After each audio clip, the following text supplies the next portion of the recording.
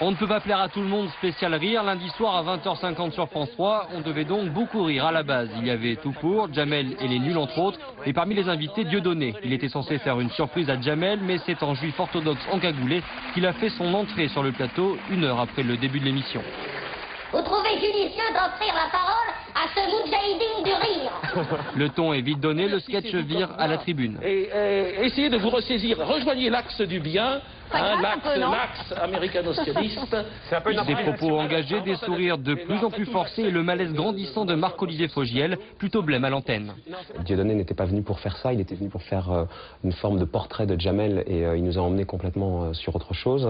À un moment donné, quand j'ai entendu le mot axe américano-sionisme, j'ai à peu près compris de quoi il s'agissait, de façon pas très claire, parce que je pense que Dieudonné lui-même ne savait pas très bien ce qu'il disait, c'était un truc qu'il avait plus ou moins improvisé. Vous avez pris à dépourvu la production? Enfin, c'est pas ce qui était prévu. On ne peut pas plaire à tout le monde. C'est le titre de l'émission. Bon, ben voilà, je l'ai illustré. J'ai pas cherché à ce point-là une provocation, mais j'ai cherché effectivement à mettre le doigt sur quelque chose qui me paraît important et je me dis il faut installer du rire là parce qu'il y a un repli communautariste qui m'inquiète. Avec Dieudonné, il est toujours borderline. Dieudonné borderline d'accord, mais à l'antenne c'est une série de fausses notes. On laisse le public faire une ovation debout à l'humoriste. Seuls quelques SMS de protestation sont diffusés et le programme continue comme si rien ne s'était passé, ou presque.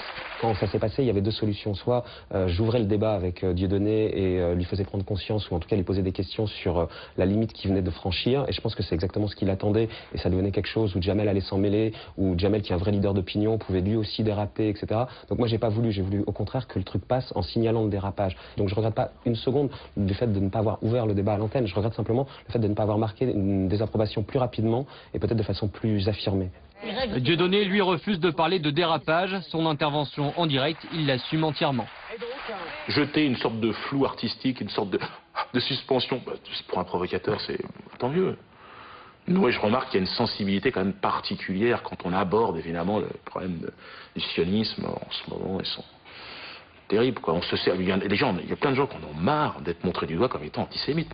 Dieudonné persiste et signe dans un contexte sensible. Beaucoup de réactions cette semaine. Le CRIF, la LICRA et le MRAP ont condamné tour à tour les propos de l'humoriste. On ne lutte pas contre le racisme aujourd'hui, même en voulant faire rire, en opposant les gens. Il faut construire des passerelles, des ponts humains de solidarité de toutes ces victimes de la haine. Mais là, ce type de discours, ce type de sketch, entretient, alimente, nourrit la haine.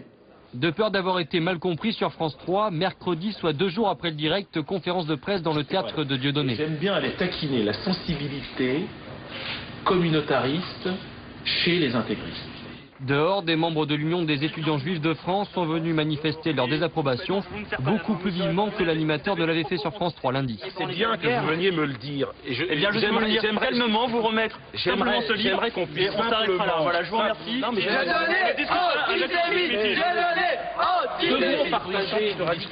Mais l'onde de choc a également touché le siège de France Télévisions. En 2 jours, 560 messages de téléspectateurs sont parvenus à la médiatrice des programmes. J'espère une réaction sans ambiguïté d'excuses et de regrets qui effacera, je l'espère, cette émission lamentable et indigne du service public.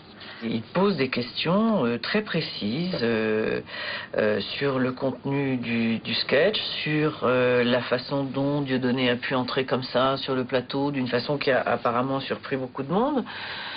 Sur le fait que, mais Marc-Olivier Fogiel s'en est expliqué lui-même qu'il n'ait pas réagi, et sur la responsabilité de la chaîne, dont il rappelle aussi que c'est une chaîne publique, et que dans le service public, c'est pas normal qu'on voit des choses comme ça.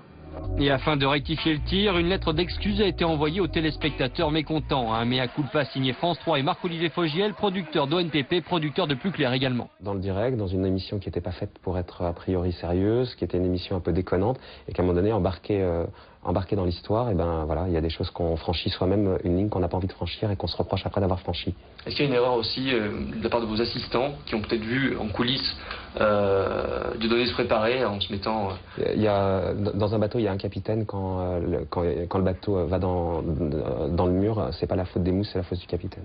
Quant à Dieudonné, c'est à France 3 qu'il réclame des excuses, car mercredi, d'après le Parisien, un responsable de la chaîne aurait affirmé que les limites de l'antisémitisme ont été dépassées. Je veux un pardon, des excuses officielles.